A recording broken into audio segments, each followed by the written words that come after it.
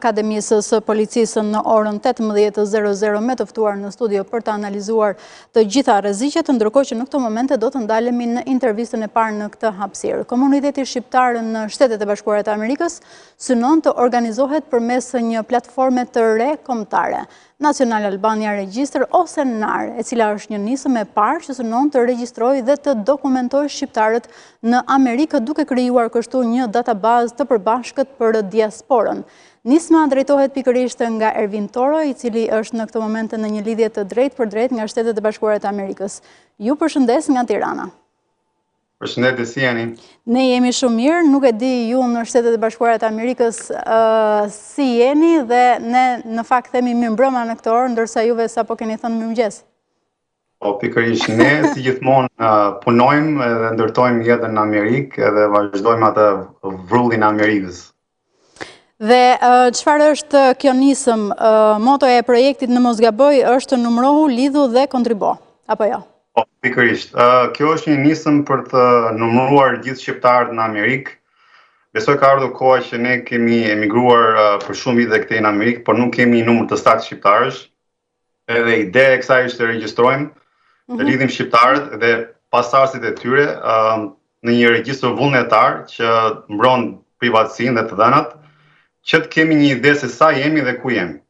Dhe pse mendoni se komuniteti shqiptar në Shtetet e Bashkuara të Amerikës ka nevojë për këtë regjistër kombëtar? Pra për çfarë duhet realisht? Po, mendoj se na duhet sepse në radhë të parë nëse ne nuk kemi numër, nuk kemi dhe fuqi ekonomike. Ideja e kësaj është që ne të kemi një përfaqësim të duhur, konkretisht në Departamentin e Shtetit Amerikan, ne jemi 224.000 shqiptar. Ne dim shumë mirë që ky numër është shumë i vogël. Ne pretendojmë që jemi gati 1 milion shqiptar që kanë ardhur nga Shqipëria ndër vite, brenda dhe jashtë Shqipërisë. Dhe ideja që ta tregojmë këtë shifër do na ndihmonte shumë nga ana e fuqizimit ekonomik për të marrë fonde publike, për të treguar që ku jemi, se si mund ta përdorim të shifër nga ana studimit ekonomik edhe zhvillimit të komunitetit gjithashtu. Dhe ka një numër të caktuar për të marrë këto tendera, se sa duhet të jetë komuniteti një shteti të caktuar në Shtetet e Bashkuara të Amerikës për të fituar, ndoshta nuk e di si funksionon. Tani numër nuk, shifër të saktë nuk ka, po tregojmë që jemi numër më i madh, marrim më shumë fonde. Në këtë moment, siç thash, jemi shumë të shpërndarë si komunitet në grupe të ndryshme në gjithë Amerikën. Dhe ideja është që po të krijojmë një databazë që është më e përqendruar, që ka gjithë informacionet në një vend, do ta kemi më të lehtë për të marrë fonde publike, por edhe për të marrë fonde nga komuniteti gjithashtu. Dhe si do të funksionojë konkretisht platforma? Tash platforma është online, të gjithë mund të futen, ta bëjnë, të plotësojnë një formular, mban 2 minuta kohë për ta bërë. Dhe kjo do na ndihmonte shumë nga ana statistike të shohim se ku janë njerëzit, ku janë përqendruar, në çfarë fushë janë profesionistë, kanë biznes. Ideja është që ne do të lidhim gjithë shqiptarët në një çadër, po ta quaj, që të kemi sa më shumë resources për ata. Si lindi ideja? Pse e pat ju të arsyeshme, apo pikërisht për këto fonde? Jo vetëm nga ana e fondave, unë kam emigruar në Amerikë gati 30 vjet tani, edhe e shoh që komuniteti jon ka ardhur koha që të jemi më të organizuar. Ne jemi në një pikë që kemi të paktën 4 gjenerata që kanë ardhur në Amerikë, që janë shqiptar, po që nuk janë deklaruar asnjëherë. Ideja e kësaj është që të paktën të kemi një formë, po ta quaj unë sado simbolike, për të dhënë atyre shqiptarëve që identifikohen si shqiptar, brez pas brezit, që të kenë një lidhje me Shqipërinë me anë të këtij projekti. Në mënyrë simbolike ne kemi krijuar edhe çdo kush që plotson këtë regjistrim, merr një certifikat digjitale që mund ta përdori pastaj në mënyrë simbolike që të tregoj fëmijëve të vet edhe nipër dhe mbesave që ka afërardhje nga Shqipëria. Dhe gjithmonë nëse arrihet të funksionojë ashtu sikurse ju e keni menduar dhe shumë mirë keni bërë, çfarë garancish kanë qytetarët shqiptar për sigurinë e të dhënave personale?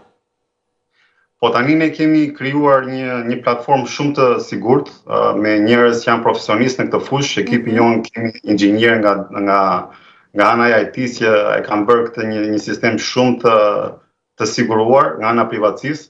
Gjithashtu struktura e shoqatës ose organizatës, po ta quaj unë, është ndërtuar në një mënyrë që informacioni nuk do shitet apo nuk do pra nuk do të keq përdoren të dhënat e qytetarëve shqiptar që jetojnë në Shtetet e Bashkuara. Pikërisht, të dhënat do përdoren vetëm në mënyrë studimi akademik për të parë se si mund t'i përdorin këto dhëna për të marrë sa më shumë fonde për komunitetin. Dhe si mund të ndikojë ndoshta kjo nisëm në fuqizimin e diasporës shqiptare në Shtetet e Bashkuara të Amerikës? Mendoj se ndikon shumë pozitive edhe për Shtetin Amerikan, se ata do të dinë fakt se sa shqiptar janë në Amerikë nga ana e komunitetit, po edhe për ne është një gjatë shumë e mirë, sepse edhe ne të dimë paktën se sa jemi, edhe të shohim se si mund të përqendrojmë ca fonde për komunitetin tonë. Do jetë një regjistër për të dyja palët, shqiptarët në Shqipëri dhe shqiptarët në Kosovë, apo jo? Po, kjo është për gjithë shqiptarin, botën e shqiptarëve po ta quaj. Siç thash, ne japim platformën që nëse ti e ke përardhje nga Shqipëria, brenda ose jashtë, ke lindur jashtë Shqipërisë, ti do kesh të drejtën që të deklarohesh si shqiptar me anë të projektit. Sepse ideja është ne pretendojmë që kemi gati 1 milion shqiptar në Amerikë, po mund të jetë edhe një shifër më e madhe se kaq. Po kjo gjithmonë varet se sa pjesëmarrja do arritet në maksimum. Dhe do të ketë, ose keni nisur, nuk e di, domethënë bashkëpunime me institucionet shqiptare këtu në Shqipëri, por po ashtu edhe në Kosovë? Jo, nuk kemi nisur asnjë bashkëpunim, po ta quajmë shqiptar. Është një iniciativë e ndërmarrë kështu individualisht nga një grup shqiptarësh. Nuk keni mbështetje. Jo, kjo është iniciativë e marrë nga komuniteti, po ta quajmë. Po pra, komuniteti, po. Duke përfshirë shumë shoqata që janë shoqata lokale, lider në komunitet, edhe njerëz individ në profesione të ndryshëm. Domethënë është një census, po ta quaj, i fuqizuar, i sponsorizuar nga vetë komuniteti. Besoj që deri tani ka ecur puna mirë apo jo? Ne sa kemi lançuar me të drejtën, kjo është dita e 4. Nisja e mbarë është gjysma e punës, kështu thon të paktën.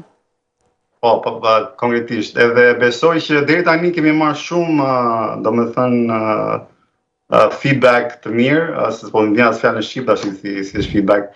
Po, domethënë nga ana e iniciativës të gjithë e pëlqejnë, besojnë se gjithë e kuptojnë vlerën që kjo ka, vetëm thjesht duhet pak punë për ta lançuar tamam në komunitet edhe për gjithë marrin pjesëmarrje ta bëjnë share sa më shumë me njerëzit edhe familjet e tyre. Dhe sa të përfaqësuar janë qytetarët shqiptar në Shtetet e Bashkuara të Amerikës? Mendoj që nuk janë shumë pak. Janë shumë pak të përfaqësuar, si thash, ne funksionojmë në grupe të vogla, jo në masë. Besoj kemi shumë potencial, kemi arritur goxha si komunitet, po gjithmonë individualisht.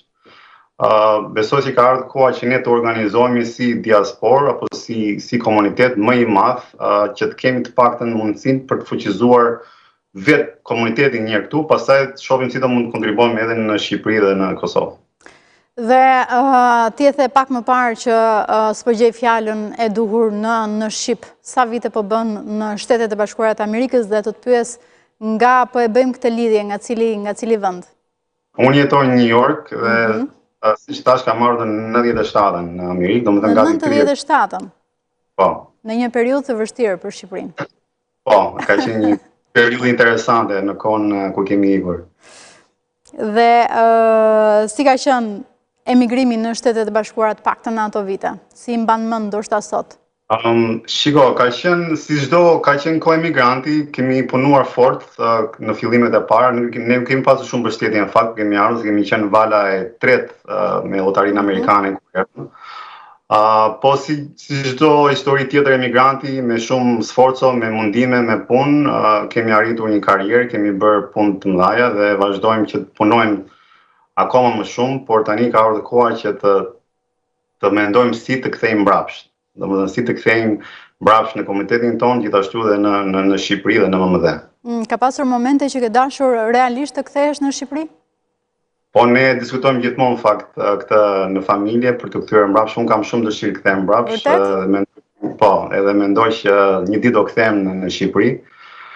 Dhe dua që të gjithë, jo të gjithë, por mbasi një shifër e madhe shqiptarësh të kthehen prapë në Shqipëri, se na ka nevojë që Shqipëria të kthehet mbrapa gjithë njerëzit që kanë ikur, kanë vite këtej në emigrim, kanë krijuar një karrierë, kanë krijuar një profesion, dhe mendoj që të kthehen mbrapa të ishte një gjë shumë ideale. Pra, pas të siguroni pjesën më të madhe të jetesës në një vend, ashtu sikurse është New Yorku, në rastin konkret, në rastin tuaj, e shikoni të mundur zhvendosjen tuaj pas kaq vitesh në Shqipëri për të bërë çfarë, Ervin? Për të kontribuar. Çfarë ke menduar realisht kur thua që do të kthehesh? Çfarë ke menduar realisht që do të bësh në Shqipëri? Po në Shqipëri mund të bësh shumë gjëra, mendoj unë se është një vend me goxha potencial. Ideja është që duhet të patjetër, dhe ne na vjen mirë që çdo shqiptar të kthehet. Po, më thënë, ideja është që ne të kemi mundësinë të kthehemi, të kemi ato, po të quaj çështjen ekonomike që të kthehemi, që mos vuajmë të ajo pjesë, dhe për të kontribuar në Shqipëri në lloj-lloj mënyrash, duke hapur një biznes, të jetosh. Për mua Shqipëria është një vend shumë i mirë për të jetuar, nuk krahasohet me vendet e tjera. Domethënë që ka goxha nga ana e jetesës, mendoj që Shqipëria është më mirë, por nuk ka atë zhvillimin e duhur ekonomik, po atë mund ta bëjmë ne që vim nga jashtë. Duke kthyer një numër i madh, po ta quajmë, që kthehen mbrapa në Shqipëri, mund të kontribuojnë në shumë fusha, në biznese, në korporata, në lloj-lloj profesionesh. Domethënë do jetë një diçka ideale. Dhe ju jeni me të gjithë familjen tuaj aty? Po, ne kemi ardhur, si thash, me green card në 97-ën. Dhe ke ardhur shpesh në Shqipëri? Unë vi në Shqipëri pothuajse 2-3 herë në vit, po. Vërtet? E frekuentoj. Po.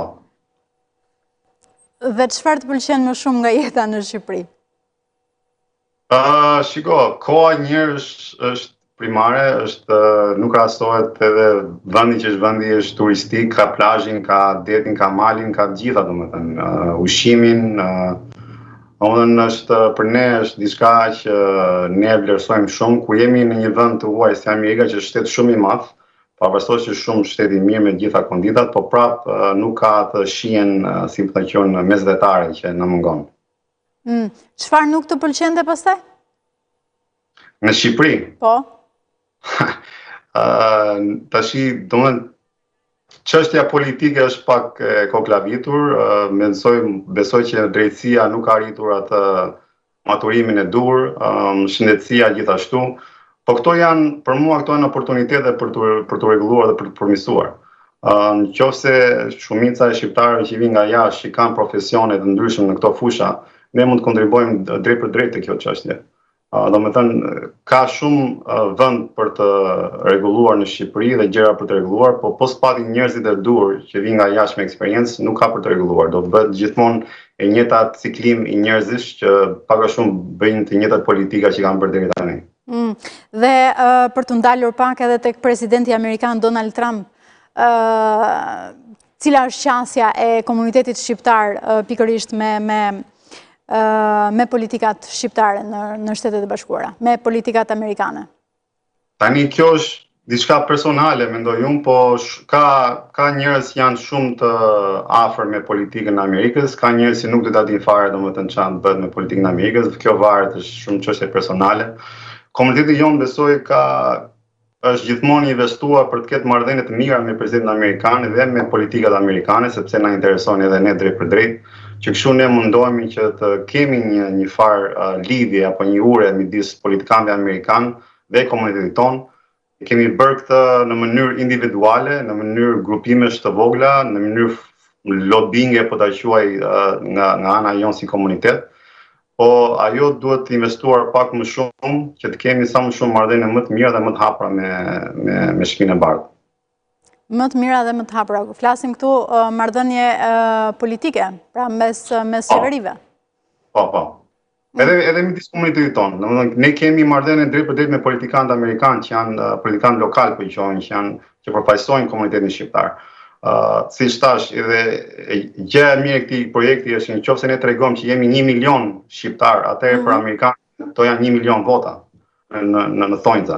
Që kështu i bie që ne duhet të tregojmë sa më shumë, që të kemi një numër më të madh, që tregojmë edhe qeverisë amerikane dhe politikanëve që ne jemi më shumë se 200.000 sa që thuhet, po mund të bëjmë goxha impakt në arenën politike në Amerikë. Dhe kjo përkthehet në vota edhe në Shqipëri, jo vetëm në Shtetet e Bashkuara të Amerikës. Tani nuk e di për Shqipërinë nëse përkthehet. Po besoj ju votuat në 11 maj, në 2025-ën. Po, unë kam qenë kandidat biles për deputet në Shqipëri vitin që kaloi, po që votojmë vetëm ata që janë regjistruar. Ja këtë unë e zbulova tani, kandidat për deputet me cilën forcë politike? Me Shqipëria bëhet. Me Shqipëria bëhet. Dhe nuk arritët dot të triumfonit ndoshta. Nuk arritëm, tash për mua ishte një eksperiencë se kisha dëshirë të kthesha prapë mbrapa në Shqipëri për të parë nga ana e mënyra sistemi si funksionon, procesi zgjedhor si ishte. Po si ishte, si e pe? Duke bërë krahasimin. Të drejtën nga ana e procesit flasim gjithmonë, mua më duk shumë okay, shumë normal, nuk ishte ndonjë problematik. Pastaj mënyra se si bën fushatat e gjëra, kjo është çështje tjetër që mund të flasim gjithë ditën, por që unë tash e testova vetë si individ, se kam dëshirë të kthehem në Shqipëri një ditë dhe desha që ta shifja edhe anën politike si funksionon në Shqipëri. Mendoj që Kjo dëshira që paske për të kthyer në Shqipëri duket sikur se i paske shtrirë të gjitha bazat dhe tani duhet vetëm e fundit pra. Për të thënë që okej, tashmë u zhvendosa në Shqipëri dhe e lash pas Amerikën. Jo, domethënë Amerika nuk lihet pas sepse ne do kemi marrëdhënie gjithmonë me Amerikën, do vim, do shkojmë, do kthehemi, nuk është se kemi dhe biznese këtej, nuk është problemi aty. Problemi qëndron që tash bota është globalizuar në një farë mënyrë që mund të jetosh në 2 vende ndryshme, 3 vende ndryshme, e kupton? Që ne, domethënë unë personalisht desha paktën të shifja si funksionon arena politike në Shqipëri. Duke ditur si funksionon, edhe mund ta testoja më vonë, po që thjesht ka qenë një çështje personale për ta parë më shumë nga afër, po thash, ideja jon është që ne të kthehemi një ditë në Shqipëri dhe të kontribuojmë sado që të mundemi. Dhe për ta përmbyllur bisedën tonë, si e keni parë zhvillimin në Shqipëri, zhvillimin e Shqipërisë, zhvillimet e fundit në Shqipëri të politikës dhe jo vetëm, pra si e shihni Shqipërinë në tërësi?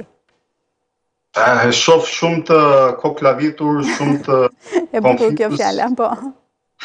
Shumë confused në disa raste, po mendoj që bëhen hapa, duke sikur bëhen një hap para, po 3 hapa mbrapa, nganjëherë bëhet 3 hapa para, po 1 mbrapa, nuk më akoma se kam kuptuar domethënë si funksionon. Ka shumë zëra, shumë gjëra, ka shumë informacion aty që është e vështirë për të parë se çfarë bëhet konkretisht.